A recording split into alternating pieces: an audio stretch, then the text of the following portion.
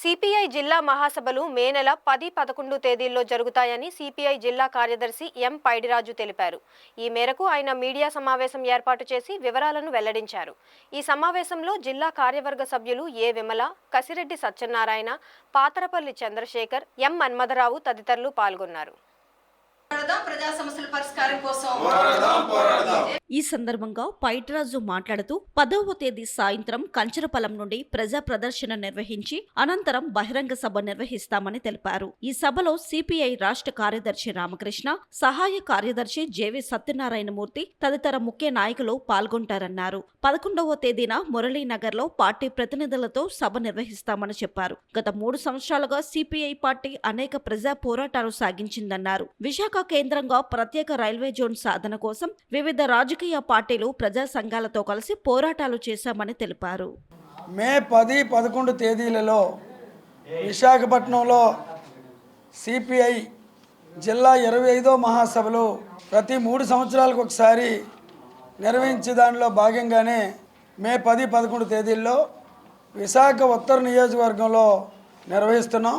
మే 10వ తేదీ నాడు శనివారం సాయంత్రం 4 గంటలకి కంచరపాలెం మెట్టు నుండి పాత ఐటీఐ జంక్షన్ వరకు ప్రజా ప్రదర్శన నిర్వహిస్తాం.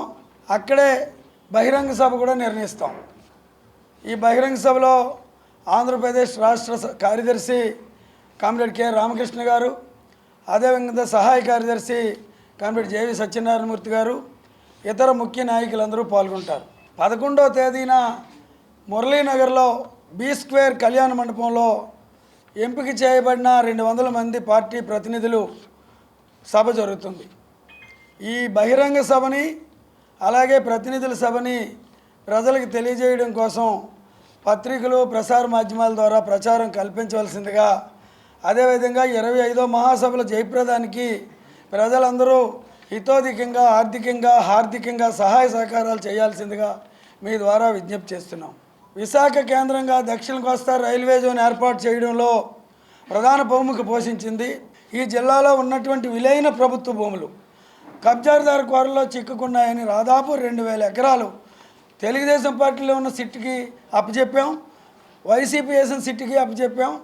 వాళ్ళు నివేదిక మాత్రం కోల్డ్ స్టోరేజ్లో పెట్టి వాళ్ళు అమలు జరపడానికి చర్యలు ఏ రకంగా తీసుకోలేదు.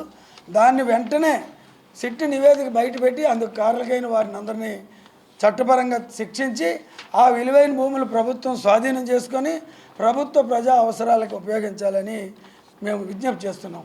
విశాఖ ఉత్తరాంధ్ర ఆరోగ్య ప్రధానమైనటువంటి కింగ్ జార్జ్ హాస్పిటల్ మెరుగైన వైద్య సౌకర్యాలు కల్పించి దానికి ధీటుగా విమ్స్ని కూడా అధిక నిధులు ఇచ్చి దాన్ని ప్రజల ఆరోగ్యానికి ఉపయోగపడేటట్టు సక్రమంగా నిర్వహించాలని మేము విజ్ఞప్తి చేస్తున్నాం.